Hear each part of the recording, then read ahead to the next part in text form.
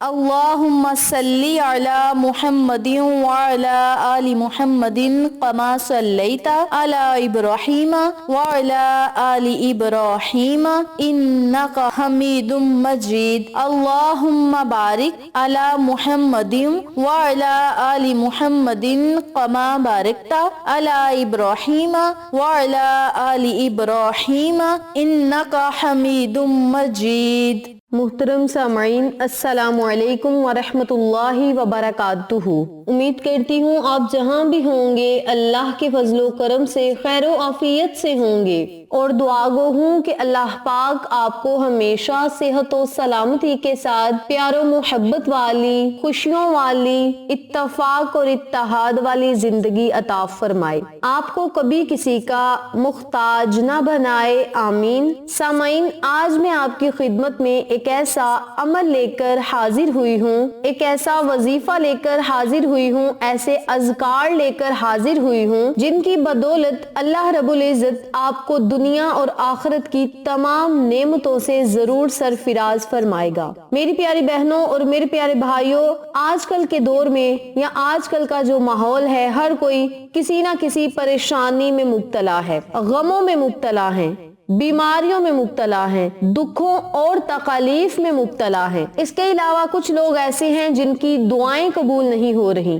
کچھ لوگ ایسے ہیں جن کی حاجات پوری نہیں ہو رہی، اور وہ چاہتے ہیں کہ اللہ رب العزت ہماری فوراً دعاؤں کو قبول کرے، حاجات کو پورا کرے، اور ایسے کلمات کو تھامنا چاہتے ہیں، ایسے کلمات پڑھنا چاہتے ہیں جن کی بدولت اللہ رب العزت دعاؤں کو سنتا ہے۔ تو آج میں اپنی ان بہنوں اور بھائیوں کے لیے ایسے اذکار لے کر حاضر ہوئی ہوں۔ اگر آپ ان اذکار کو سچے دل کے ساتھ 100 مرتبہ پڑھ لیں گے تو انشاءاللہ اللہ رب العزت اپنے لطف و کرم کی عنایتیں اور فضل و کرم آپ پر عطا فرمائے گا، اور اپنا فضل و کرم آپ پر جب عطا کرے گا تو آپ محسوس بھی کر سکیں گے۔ میری پیاری بہنوں اور میرے پیارے بھائیوں، آج میں آپ کی خدمت میں جو عمل لے کر حاضر ہوئی ہوں، اسے قرآنی آیت بھی کہا جاتا ہے اور قرآنی کلمات بھی کہا جاتا ہے۔ لا حول ولا قوت الا باللہ۔ اس کلمے کی نبی کریم صلی اللہ علیہ وآلہ وسلم نے اپنے بہت سے صحابہ کو تاکید فرمائی ہے، اور اسے جنت کا خزانہ بھی قرار دیا گیا ہے۔ اگر آپ اس ذکر پر مداوت فرمائیں گے، یعنی اس ذکر کو پڑھتے رہیں گے، اس ذکر کی کثرت کریں گے، تو اللہ رب العزت بڑا خوش ہوگا، راضی ہوگا، اور آپ پر اپنی نعمتوں کی بارشیں برسائے گا۔ آپ جو مانگیں گے انشاءاللہ آپ کو ضرور ملے گا۔ قیس بن سعد بن عبیدہ رضی اللہ تعالی عنہ سے روایت ہے کہ ان کے باپ سعد بن عبیدہ رضی اللہ تعالی عنہ نے انہیں نبی کریم صلی اللہ علیہ وآلہ وسلم کی خدمت کرنے کے لیے آپ کے حوالے کر دیا۔ وہ کہتے ہیں، میں صلات پڑھ کر بیٹھا ہی تھا کہ نبی کریم صلی اللہ علیہ وآلہ وسلم میرے پاس سے گزرے، آپ نے اپنے پیر سے مجھے اپنی طرف متوجہ کرنے کے لیے ایک ٹھوکر لگائی، پھر فرمایا، کیا میں تمہیں جنت کے دروازوں میں سے ایک دروازہ نہ بتا دوں؟ میں نے کہا، کیوں نہیں، ضرور بتلائیں۔ آپ نے فرمایا، لا حول ولا قوت الا باللہ۔ ان کلمات کی کثرت کیا کرو۔ باحوالہ سنن ترمذی، حدیث نمبر 3581۔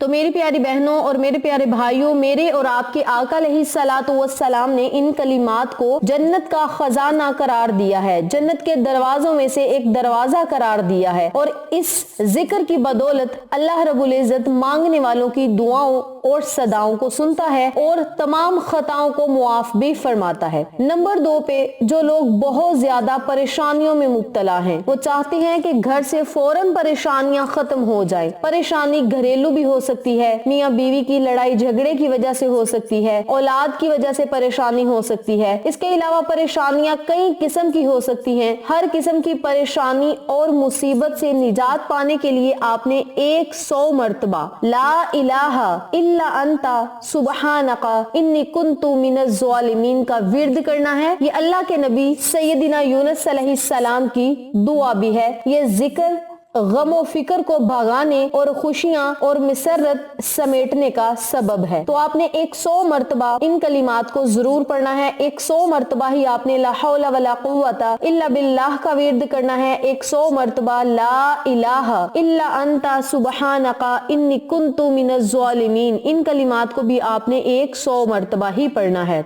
नंबर 3 पे आपने 100 मर्तबा सुबहानल्लाहि अल्हम्दुलिल्लाहि ला इलाहा इल्लल्लाहु अल्लाहु अकबर, सुबहानल्लाहि अल्हम्दुलिल्लाहि ला इलाहा इल्लल्लाहु अल्लाहु अकबर, इन कलिमात की भी आपने एक तस्बीह पढ़नी है। जो लोग इन तस्बीहात को पढ़ने का मामूल बना लेंगे इंशाअल्लाह अजरे अजीम भी पाएंगे और इन कलिमात की बदौलत अल्लाह रब्बुल इज्जत आपको दुनिया और आखिरत के हर खजाने से मुस्तफीद फरमाएगा। और ये ऐसे कलिमात हैं जो अर्श के गिर्द चक्कर लगाते हैं। हजरत नुमान बिन बशीर रदियल्लाहु ताला अन्हु से रिवायत है, आका अलैहिस्सलातु वस्सलाम ने फरमाया, तुम लोग अल्लाह की अजमत का जो जिक्र करते हो यानी तस्बीह, सुबहानल्लाहि, तहलील, ला इलाहा इल्लल्लाहु और तहमीद अल्हम्दुलिल्लाह के अल्फाज कहते हो, वो अर्श के इर्द गिर्द चक्कर लगाते हैं। इनकी ऐसी बिन बनाहट होती है जैसे शहद की मक्खियों की बिन बनाहट हो और वो अपने कहने वाले का अल्लाह के दरबार में जिक्र करते हैं। यानी जब आपका जिक्र अल्लाह के दरबार में हो और ये कलिमात आपका जिक्र करे, जिन कलिमात को आप जमीन पर पढ़ रहे हैं और अर्श पर अल्लाह के पास आपका जिक्र हो, तो ये हम सब मुसलमानों के लिए, उम्मत मोहम्मदिया के लिए बड़ी खुशकिस्मती की बात है। तो क्या आप नहीं चाहते कि अल्लाह के दरबार में आपका जिक्र होता रहे? जो लोग अल्लाह के दरबार में अपना जिक्र करवाना चाहते हैं, परेशानियों मुसीबतों से निजात पाना चाहते हैं, अपनी दुआएं कबूल करवाना चाहते हैं, इसके अलावा हर तरह की रुकावट और बंदिश को खत्म करना चाहते हैं, अल्लाह रब्बुल इज्जत की अनायात हासिल करना चाहते हैं, तो उन मेरी तमाम बहनों और भाइयों से गुजारिश है, इन कलिमात को पढ़े, इन तीनों तस्बीहात को जरूर पढ़े, इन अज़कार को पढ़े और सारा मामला सपुर्दे खुदा करें। इंशाअल्लाह इस अमल की बदौलत अल्लाह रब्बुल इज्जत आपकी हर दुआ को कबूल शरफियत का दर्जा अता फरमाएगा। इसके अलावा अगर आप इन तीनों तस्बीहात के साथ 100 मर्तबा दुरूदे पाक पढ़ेंगे तो दुरूदे पाक पढ़ने की भी बहुत ज्यादा फजीलत है, क्योंकि दुरूदे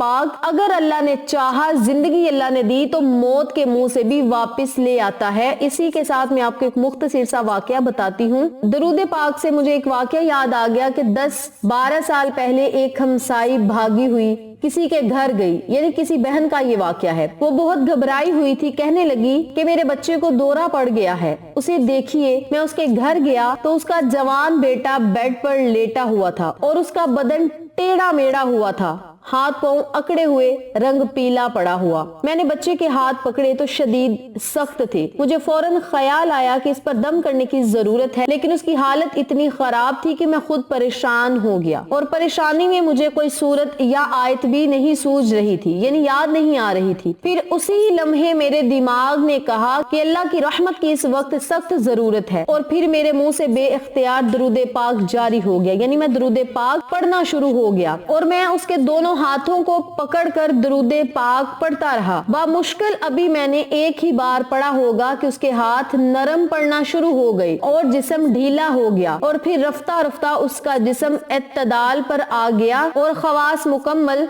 बहाल हो गए। अल्हम्दुलिल्लाह दरूदे पाक की बदौलत से हुआ जो अल्लाह रब्बुल इज्जत का खास करम हुआ, और दरूदे पाक की बदौलत उस शख्स को अल्लाह रब्बुल इज्जत ने, उस लड़के को सेहत और तंदुरुस्ती वाली जिंदगी दी, और जो उसे दौरा पड़ा था अल्लाह रब्बुल इज्जत ने उससे भी उसे निजात दी। तो ये सारे कमाल दरूदे पाक के हैं, अस्माए आज़म के हैं, कुरानी कलिमात के हैं, मुकद्दस तस्बीहात के हैं। आप इन तस्बीहात को जरूर पढ़े, इन कलिमात को पढ़े, और जब आपका दिल चाहे, पूरे साल में जब आपका दिल चाहे, आप इन कलिमात को पढ़ के अपने मालिक हकीकी से रुजू करें, अपनी दुआएं कबूल करवाएं और मुकद्दर और तकदीर को बदलता हुआ खुद अपनी आंखों से देखें। उम्मीद करती हूँ आपको मेरी आज की वीडियो पसंद आई होगी। वीडियो अच्छी लगे तो प्यारा सा कमेंट करें, वीडियो को लाइक करें, शेयर करें, चैनल को सब्सक्राइब करें और साथ मौजूद बेल आइकन को दबा के ऑल नोटिफिकेशन पे क्लिक करें, ताकि मेरी हर नई आने वाली वीडियो की अपडेट आप तक बआसानी पहुंच सके। इंशाअल्लाह फिर किसी नए वजीफे या अच्छी मालूमात के साथ आपकी खिदमत में हाजिर होंगे। तब तक के लिए इजाजत दें। अस्सलामु अलैकुम व रहमतुल्लाहि व बरकातुहू।